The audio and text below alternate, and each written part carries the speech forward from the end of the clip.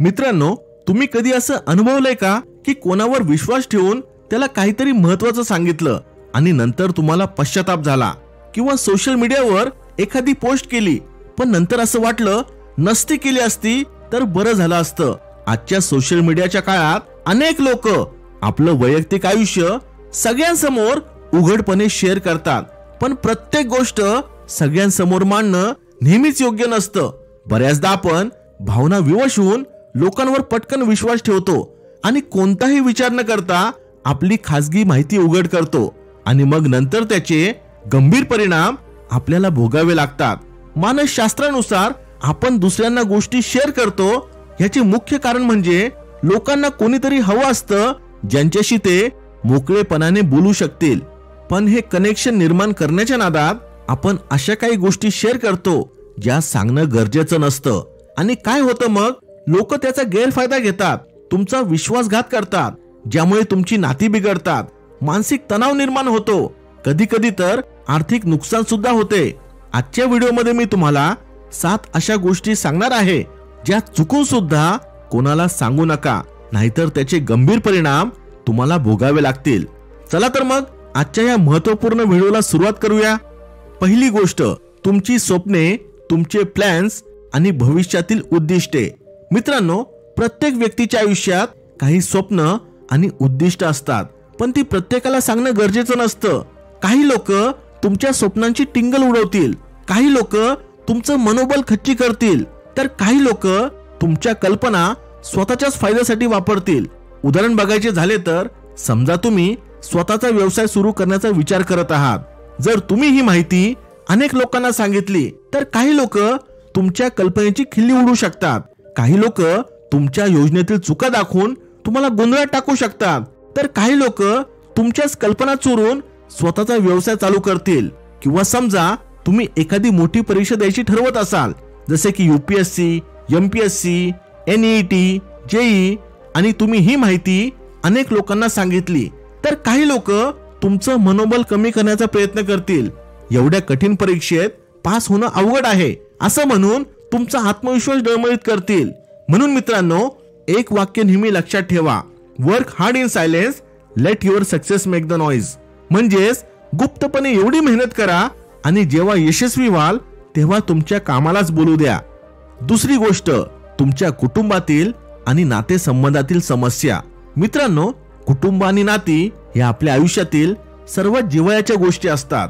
आपली सुखदुःख, समस्या आणि मतभेद हे आपले वैयक्तिक विषय असतात, पण काही लोक भावनेच्या भरात किंवा योग्य व्यक्ती न ओळखता आपल्या कौटुंबिक समस्या इतरांशी शेअर करतात. आणि मग काय होते, लोक तुम्हाला बिचारा समजू लागतात. तुम्ही कितीही स्ट्रॉंग असलात तरी लोक तुमच्याकडे एक दुर्बल, असहाय्य व्यक्ती म्हणून पाहू लागतात. काही लोक तुमच्या समस्यांचा गॉसिप करण्यासाठी वापर करतात. सुरुवातीला ते सहानुभूती दाखवतात, पण नंतर तुमच्या गोष्टी इतरांपर्यंत पोहोचून चर्चेचा विषय बनवतात. काही लोक तुमच्या समस्या न सोडवता त्यात अजून तेल ओततात. काही लोक सल्ला देण्याच्या नावाखाली तुम्हाला चुकीच्या दिशेने घेऊन जातात आणि तुमच्या मनात घरच्या लोकांविषयी संशय किंवा राग निर्माण करतात. प्रत्येक नात्यात छोटे मोठे वाद होतात, पण जर तुम्ही बाहेरच्या लोकांशी तुमच्या पती पत्नीमधील झालेल्या भांडणाविषयी चर्चा केली तर ते लोक तुमच्या नात्याबद्दल चुकीची मते तयार करू शकतात. काही जण तर अरे तुझं लग्न तर फार अडचणीत आहे असं बोलून तुमच्या नात्यातील समस्या अधिक वाढू शकतात. म्हणूनच मित्रांनो, कुटुंब आणि नातेसंबंधातील समस्या इतरांपासून गुप्त ठेवा. तिसरी गोष्ट, तुमची आर्थिक माहिती आणि उत्पन्न, फायनान्सेस अँड इन्कम. आजच्या काळात पैसा ही सर्वात मोठी ताकद आहे. पैसा असेल तर मान सन्मान, सुविधा आणि सुरक्षितता मिळते, पण जर पैसा नसेल तर समाज आपल्याला दुय्यम लेखतो, कमी लेखतो आणि कधी कधी दुबळा कमकुवत समजतो. त्यामुळे आपली आर्थिक माहिती, उत्पन्न आणि गुंतवणुकीबद्दल विचारपूर्वक बोलणं गरजेचं आहे. जर तुम्ही पैशाची अडचण शेअर केली तर काही लोक तुम्हाला कमजोर समजतील.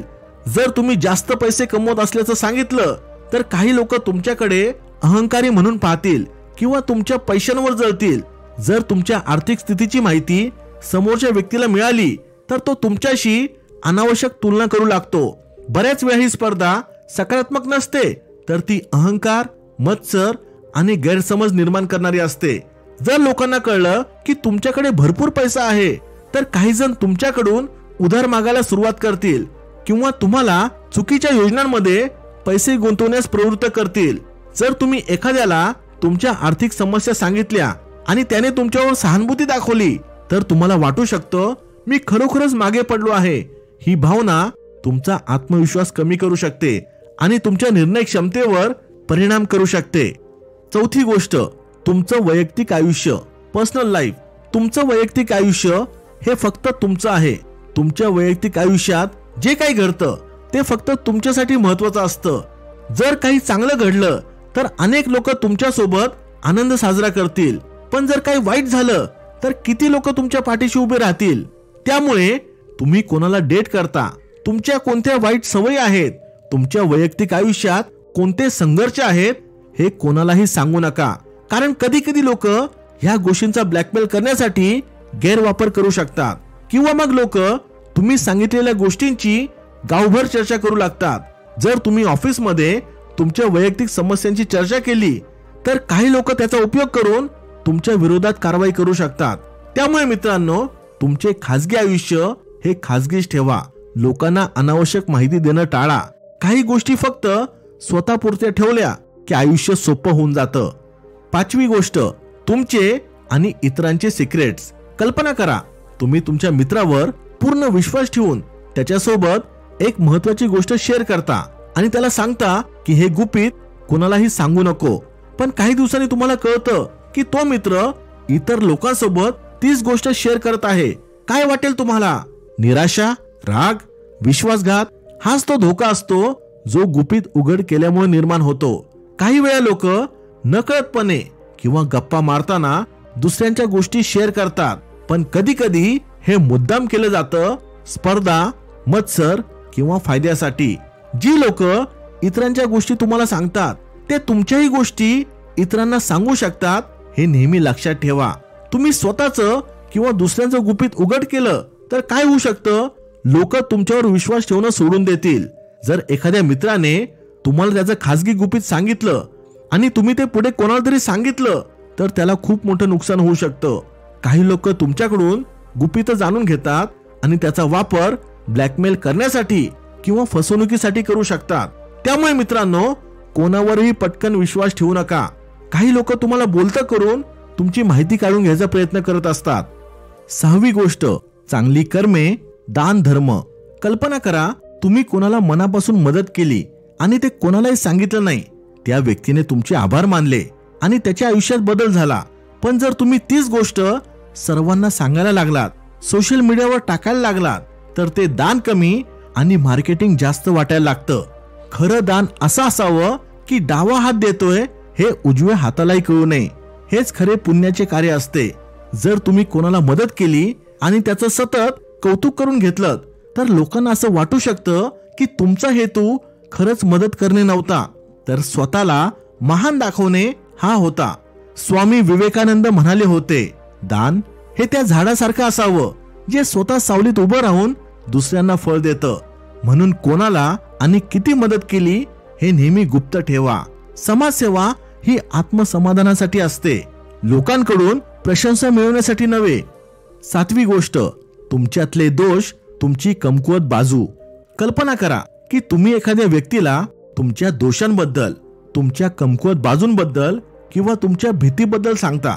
तुम्हाला स्टेजवर बोलायची भीती वाटते, कोणाची टीका सहन होत नाही किंवा आर्थिक अडचणींमुळे तुम्हाला कमीपणा वाटतो.